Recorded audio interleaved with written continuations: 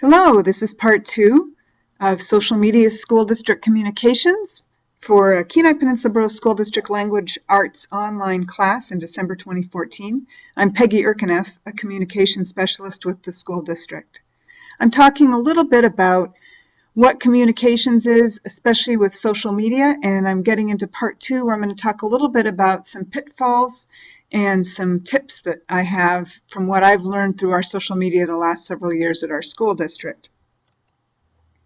So some tips I want to talk about, and then we're going to move into critical communications. Then I have a couple questions.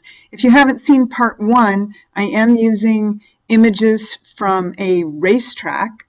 Kenai Peninsula has the fastest dirt track in Alaska in Kenai, and then there's photographs here that I've taken that I'm tying into this whole idea of how fast communications is changing in social media and the rapid responses needed often in critical communications.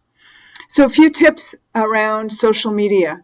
In our school district, we have a Facebook account, a Twitter account, LinkedIn account, Pinterest account, website, blogs. We have a mobile app we're launching. Actually, it's launched. It's in the App Store now, KPBSD.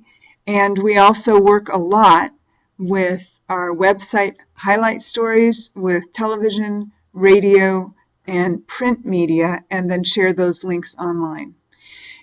We've asked recently all of our schools to be thinking about being involved with social media as a way to share their celebrations and their school stories. And then from a district level, I can also share school stories. I've worked with many of our schools now to set up their Facebook accounts, and I'm working also on some professional development and some tips and guidelines for how do you even make a juicy post, a post that's interesting.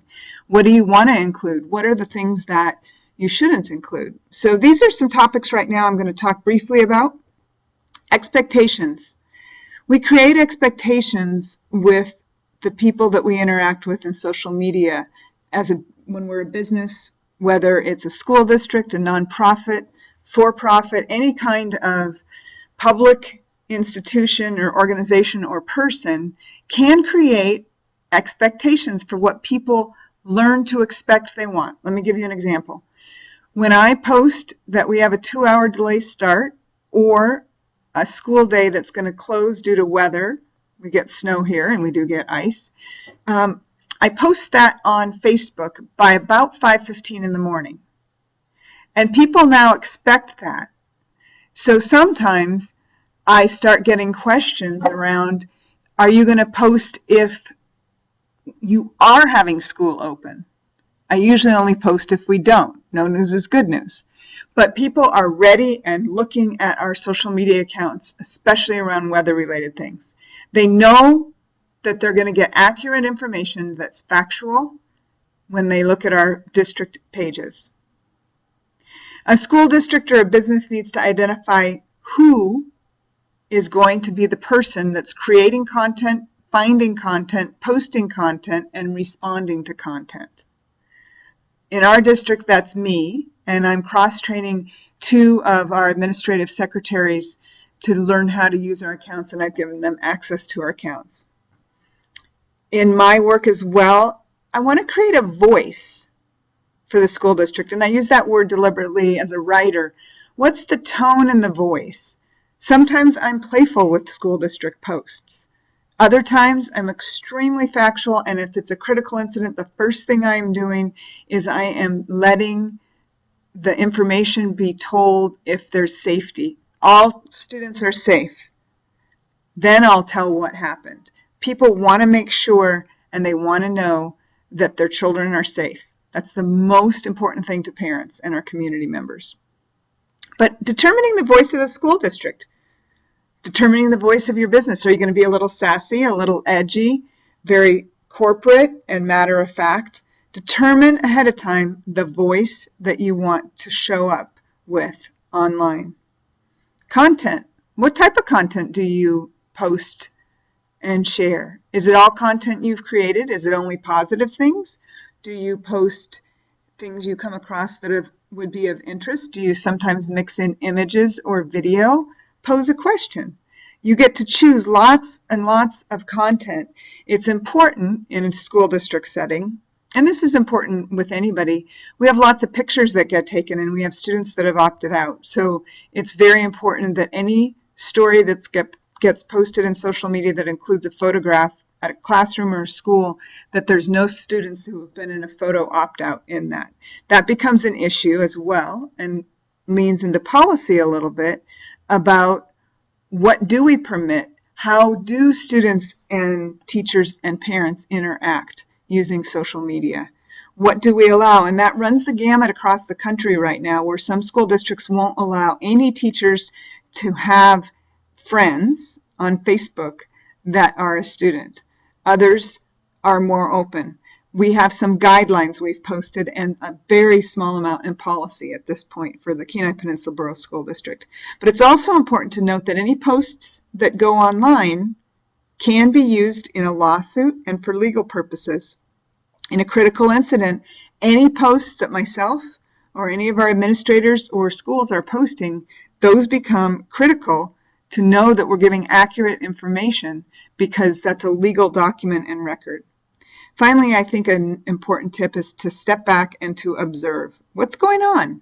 Be willing to pause. And you don't have to do everything in social media. I tell this to businesses and schools. You don't have to do everything. Do one thing and do it well. And really think about what your vision and framework is and where you want to go with that. And then do that well, and then step back and observe. We want to engage with the people that we're interacting with. It's not a one-way flow of information.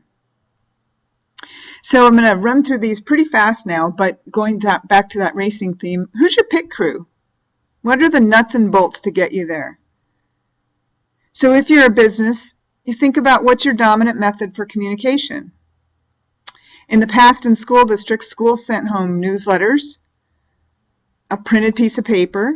Now we have mass notification systems that send emails that also will make phone calls. They call them robocalls sometimes. We have our app that we've launched, and the schools have the ability to use that, where they have news feeds and they have social media. So these questions right here are for the general public to pay attention to. What's working in communication with what you're doing now?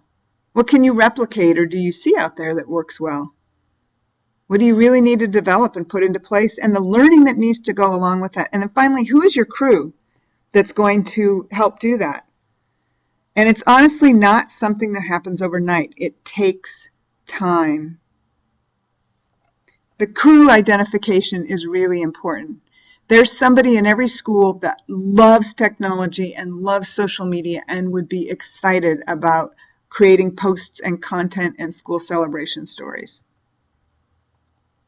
So again, where is the competency that you have, and where's your edge? Even for you students right now, when you think about your profession, where is your competency? What do you need to learn more about? What do you want to learn more about? What excites you? These are some questions you can think about and ponder. And then who's your pit crew? Who's your support crew? Who's cheering for you and who's willing to help you, and who can you learn from? And when is it your go time? I want you to think of a recent oh no moment or incident. In a critical incident, communication is strategic, tactical, and urgent. So here's a few tips for communication. We build positive relationships before, during, and after with our publics. We are the ultimate source of, quote, safety for our staff, parents, students, and community. It's important to be honest. Never, ever. I never fib. I never say something I don't know. I take my time. I stick to the facts. And what I've learned in any critical incident is the first information that's coming out is never accurate. It's not accurate. But we have to post something. And I'm learning I have to be faster. So I might just say an incident has happened, and we will be updating you as soon as we have more facts.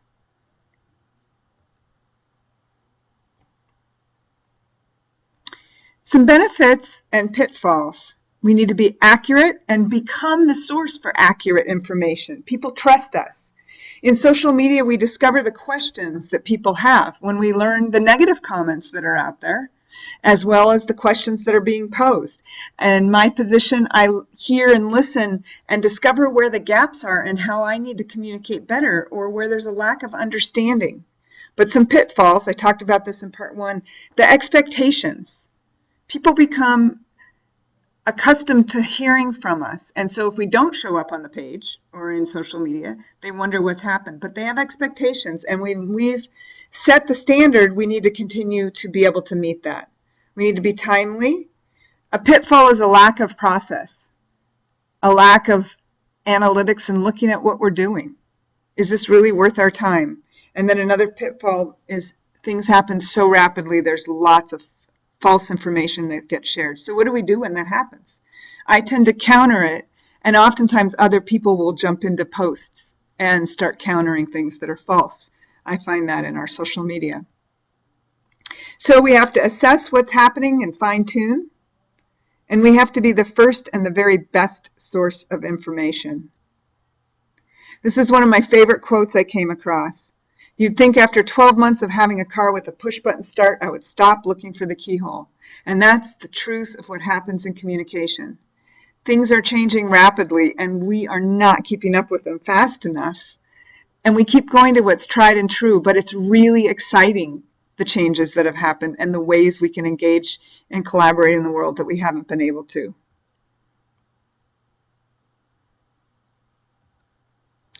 So driving the conversation, I want to know what challenges you or inspires you about this topic.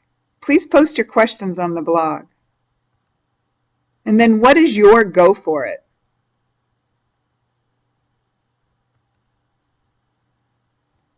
Thank you so much. I look forward to engaging with you online.